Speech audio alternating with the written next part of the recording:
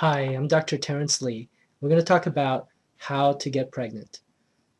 Now, when you ask that question to the average high school kid, you're probably going to be greeted with some giggling and answer of, well, it's obvious. The way to get pregnant is to just have sex, and that's where babies come from.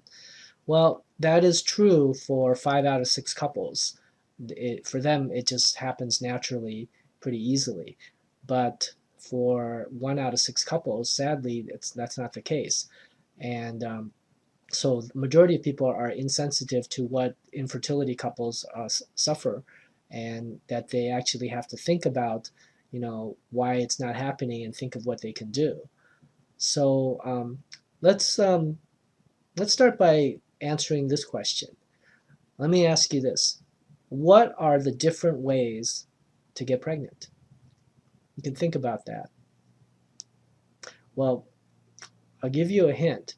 Prior to the 1900s, there was only one way to get pregnant, and that is just to have sex and get pregnant through natural intercourse. So the way that works is that the sperm and the egg have to come together. Now, how does that work? This is a uterus.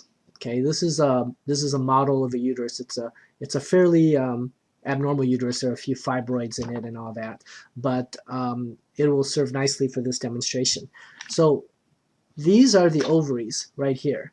These are what contain the eggs, and every month a woman will release eggs, and when they release, they come out of the ovaries, and then they get into the fallopian tubes. So they come out of the ovaries and they get sucked into the fallopian tubes. So they're right here at this part of the tube, just waiting patiently for the sperm to show up. Then, at the time of sexual intercourse, sperm are deposited right here in the vagina, and some of them will make their way up to here. Now, how does this work? Well, when the sperm are deposited here in the vagina, 99% of it is wasted. It will just leak out, or it will the sperm will die in the environment of the vagina. The vagina is not very friendly to the sperm. It's an acidic environment. Sperm don't live very well in the vagina. But where they can survive is if they reach here, where the cervix is. That's the cervix. And the cervix makes something called cervical mucus. And the cervical mucus helps keep the sperm alive enough that it can travel through the great barrier of the mucus and then up here into the uterine cavity. Once it reaches the uterine cavity, if it has any strength left at all, it can make it out here into the fallopian tubes. And if there's an egg waiting and they collide with each other, then fertilization takes place. Once fertilization takes place, then the baby, the fertilized embryo, marches down the tube into the uterus, where it implants here and starts growing for the next 9 months and becomes a baby. So that is the real obvious answer, right? So again, I asked you, what are the different ways to get pregnant? Well, one answer is through natural sexual intercourse, but there are at least two other answers that are correct. After the 1900s, technology got advanced to the point of doing something that was fairly low tech, and that is just to deliver the sperm right to where the egg should be waiting. And how does that work? That it's done through a process called intrauterine insemination.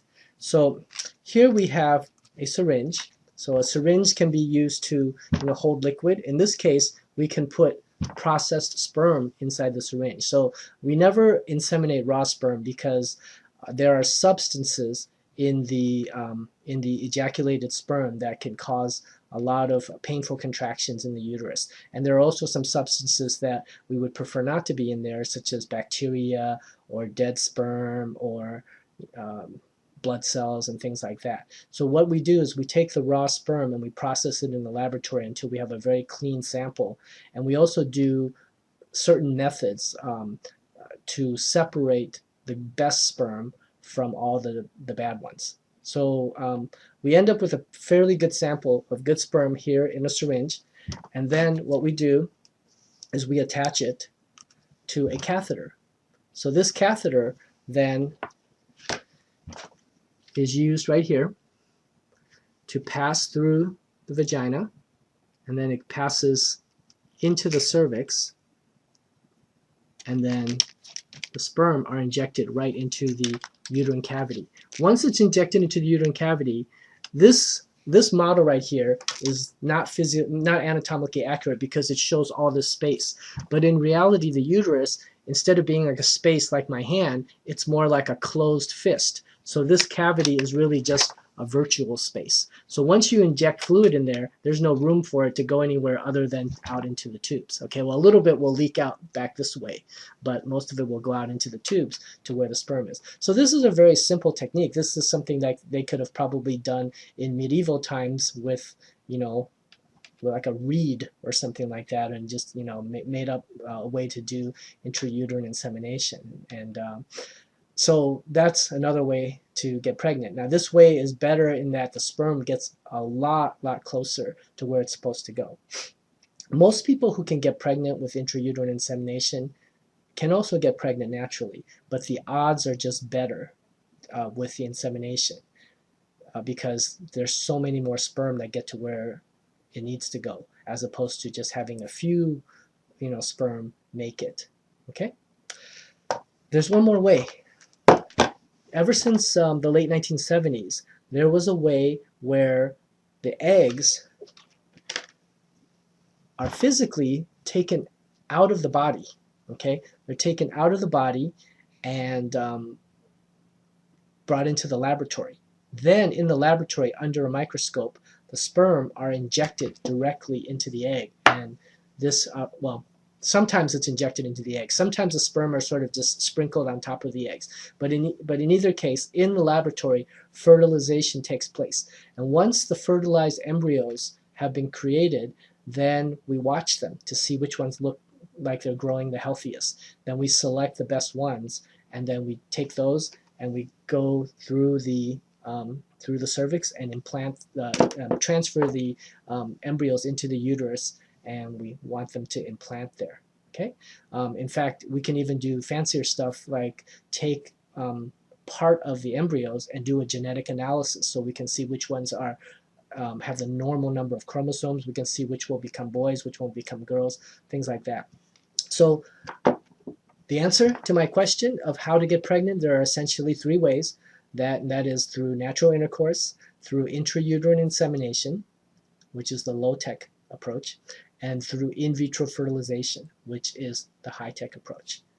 Okay, so how does that help you, right? So you are now faced with a situation where you want to get pregnant and you haven't gotten pregnant, and you greatly prefer to get pregnant naturally, right? But I mean, who wouldn't? We all would want to get pregnant in the way that's the most non-invasive, the least expensive, and the easiest. And that's just, you know, through natural means. However, what happens if the natural means don't work? If the natural means don't work, then you have two choices. One is just to be patient and keep trying until it finally happens. Or the other possibility is to go ahead and take action and explore one of the other two ways. I mean, that's pretty common sense, right? So you either, if something's not working, you can either be patient and keep doing that same thing, or you can explore more powerful, more advanced techniques. So the question becomes, well, how do you know? How do you know when it's time? How do you know when it's time to move up to something greater? And that's something we'll talk about in the next lesson. And I'll give you a hint what the 4 factors are. The 4 factors to take into account would be, how many months have you failed to get pregnant using the way that you're trying right now? Number 2, what is your age? Number 3, do you have any other clues to suspect that there's a specific problem? Okay, and then number 4 is just your own personal choice of just how important is it for you to get pregnant sooner than later, versus, you know, if you have a more relaxed approach saying, you know, if it happens, it happens, and if it doesn't, then we're fine also. Okay, so I thank you for this time that we spent together, and if you have any more questions, please feel free to visit my websites, and I will see you at the next lesson. Take care.